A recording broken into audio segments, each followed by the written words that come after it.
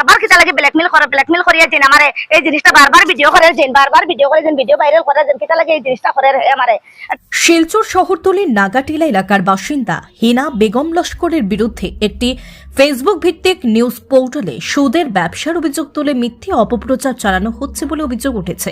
হেনা বেগমের দাবি, কোনো প্রমাণ ছাড়াই তার মানহানি করা হচ্ছে এবং বিষয়টি জানতে গেলে সংশ্লিষ্টদের পক্ষ থেকে তার কাছে 5 লক্ষ টাকা দাবি করা হয়। তিনি জানান, তিনি কোনো সুদের ব্যবসার সঙ্গে জড়িত নন। ঘটনায় সামাজিক মর্যাদা ক্ষুণ্ণ হয়েছে উল্লেখ করে দোষীদের বিরুদ্ধে কঠোর ব্যবস্থা নিতে প্রশাসনের কাছে ন্যায় বিচারের আবেদন জানিয়েছেন। কতদিন থেকে আমার খালি নিজের উপরে নিজের এক চ্যানেল খালি বারবার আমারে দেয়, কিন্তু কিতা লাগে করে না করে আমার তো কোনো শত্রুতা তার কাছে নাই, কিছু নাই।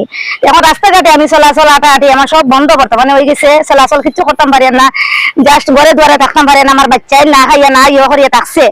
কিন্তু চ্যানেল আলা কিতা লাগে ইটা করার আমি নিজেও জানি না। আমার উপরে মিশা বদনাম করে যে আমি সুদের ব্যবসা করে করে করে চলি। আর হে গত বছর আমার ডাকিয়ে নিছে, একটা নিউজ করছে করি আমার ডাকিয়ে নিছে, নিয়ে কইছে কিটা মানে কুকনচারের কাছে কইছে রিন্ডুট আর কুকনের কাছে কইছে টাকা 5 লাখ আমি তারে দিতাম। তখন আমার ডাকাইয়া নিছে, নেওয়ার পরে আমি তার ঘরে গেছি, যাওয়ার পরে আমার বইছে হইয়া এই ভিডিওটা দিয়ে আমারে ছাড়িয়া এখন আমি নিয়েও যাই, আমার কোনো জাত কোনো সারা নাই, কিচ্ছু নাই। আমি আইনের কাছে এটা আমি সাহায্য চাই আর যে আমার ন্যায় বিচারটা আমার লাগে, আমার ন্যায় বিচারটা আমার লাগে যে আমার পয়সা ডিমান্ড করে আমি পয়সা দিতাম পারছি না, 5 লাখ টাকা কই থেকে দিতাম চ্যানেল এলা।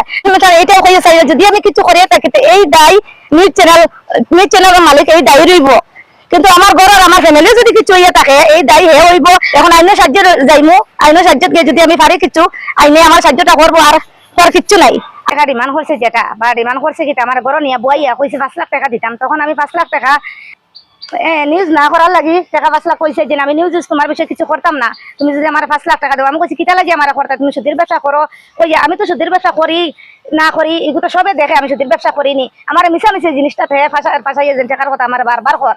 প্রশাসনের কাছে এইটাও আমার মানে রইল যে আমার এই কথাটা যেটা সবাই আমার এই মাত্র সাহায্য করতে যেন হে আমার বারবার কিতা লাগে ব্ল্যাকমেল করিয়া যেন আমার এই জিনিসটা বারবার ভিডিও করে যেন ভিডিও ভাইরাল করে যেন কিতা লাগে এই জিনিসটা করে আমারে। যে নিচে ছেলেটা কাজ করে তারে ফুলা ঢাকাই করে নিয়ে তার কাছ থেকে ফুলে আপনি নিজে 30,000, 2 দিন পরে নিজে 20,000 টাকা নিয়ে পরে অন্য মানুষ দিয়ে খবর দিছে তার বাসায় যাওয়ার লাগি। আমি শুনিয়ে আমিও গেছি, যে মানুষ খবর দিছে তাইও লগে গেছে, লিঙ্গুডের আর একজন মানুষ আমরা লগে গেছে। যাওয়ার পরে তার ঘরে গেছি, যাওয়ার পরে আমরা কাছে টাকা ডিমান্ড করছে 5 লাখ টাকা। 5 লাখ টাকা ডিমান্ড করার পরে আমরা কাছে ওটা আমরা বুঝিয়ে আমরা 5 লাখ টাকা দিতাম কোন কারণে। কইছে না না তোমরা সুদের ব্যবসা করো। আমরা কইছি না তো ইলা তো আমরা কাছে কোনো তোমার কাছে কোনো প্রমাণ আসেনি। প্রমাণ না কইলাম প্রমাণ নাই তো ইলা আমরা জানি আমরা ইলা সুদের ব্যবসা করি না।